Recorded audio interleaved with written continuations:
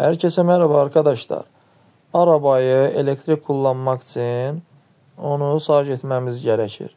Gördüğünüz gibi burada şarj %24'dür. %70 olmalıdır. Burada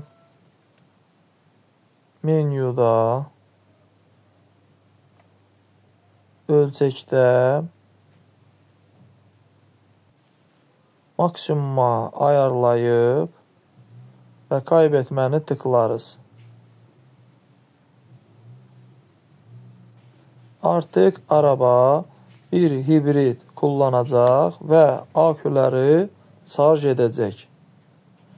Akülər %70'e kadar şarj olduqdan sonra biz hibridi elektrikə çevirəcəyik. Şu tarafta bu düymə hibrid düyməsidir. Bu düymə elektrik.